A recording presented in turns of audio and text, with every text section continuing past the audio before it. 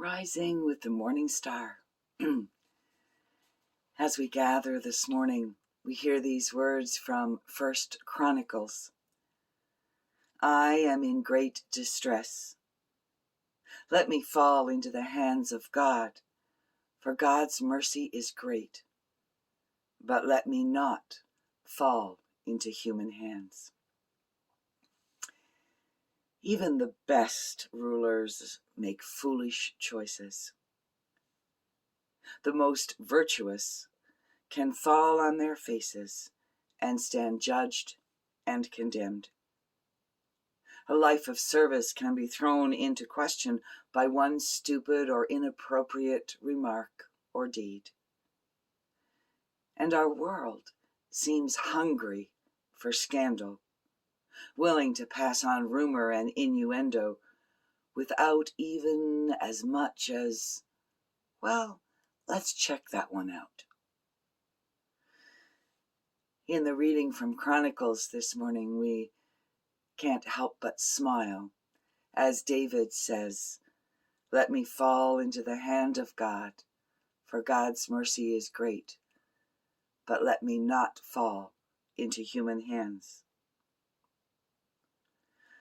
Would you not think that we who make so many mistakes, we who so often choose paths that lead to destroying ourselves and others,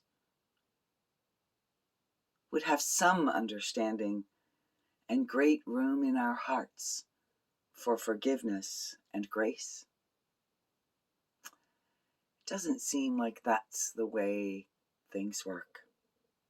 Like David, if we know the story,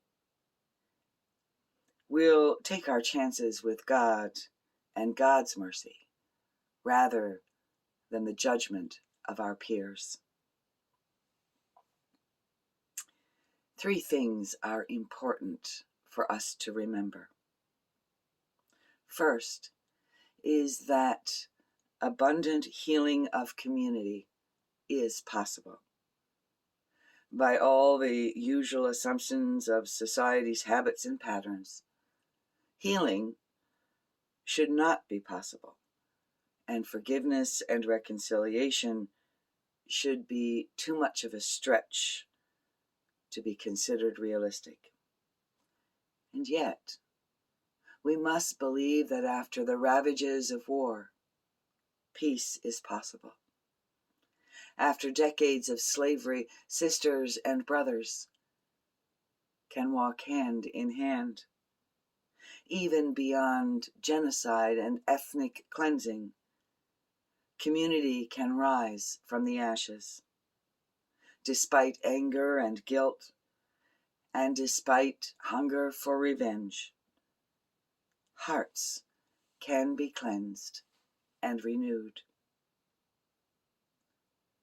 Secondly, healing happens as we take responsibility for the hurt we have caused and wrong turns taken. As we stop making excuses, blaming victims, and countering accusations with more accusations. And third,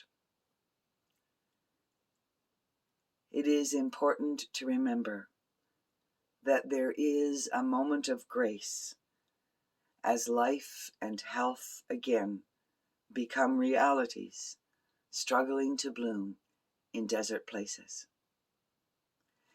Our call is to name and nurture each emerging sign of community restored.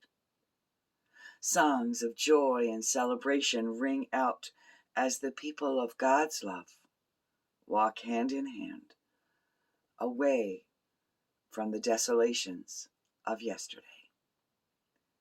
We can also observe how restoring human community tends to move us towards healing our environment. And when all of this comes to pass, when human mercy matches God's great mercy, all the trees of the fields will clap their hands.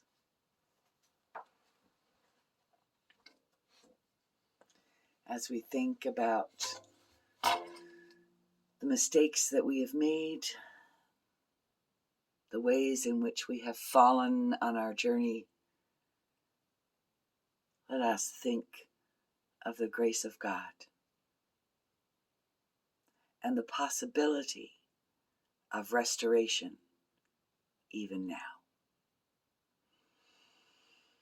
Take some deep breaths. Still your heart, your mind, and listen for the voice of God